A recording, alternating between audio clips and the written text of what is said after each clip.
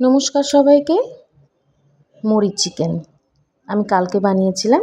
তার জন্য এই যে গোটা গরম মশলা আর অনেকটা গোলমরিচ, সঙ্গে রসুন আর আদা একসঙ্গে পেস্ট করে নিয়েছি।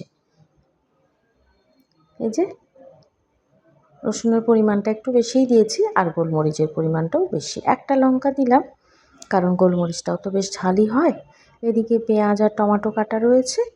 কড়াইতে তেল দিলাম, তেলের মধ্যে একটু রঙের জন্য চিনি দিয়ে দিলাম। চিনিটা ভালো করে গরম হয়ে গেলে তার উপরে এই যে পেঁয়াজ ভাজা দিয়ে দিলাম। পেঁয়াজটাকে ভালো করে ভেজে নেব।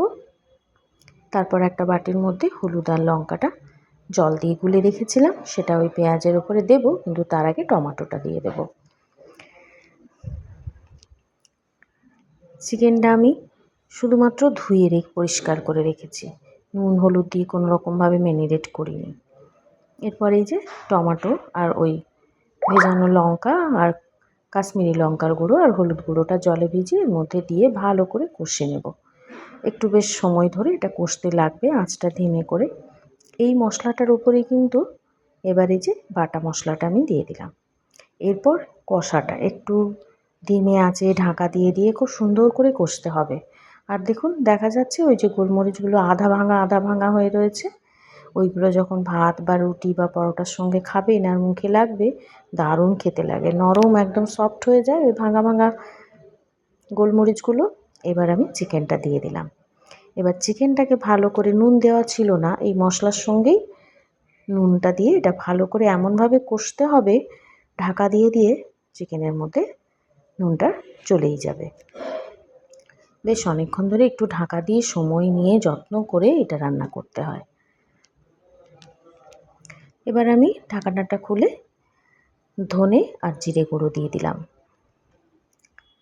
এটাও দিয়ে সামান্য কিছুক্ষণ একটু ঢাকা দিয়ে আমি কষিয়ে নেব।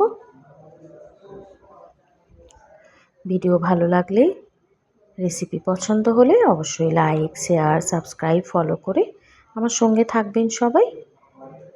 ব্যাস দেখুন, বেশ ভালোভাবেই কষা হয়ে গিয়েছে। এবার আমি গরম জলটা করে রেখেছিলাম আগে থেকে, সেটা দিয়ে দিলাম।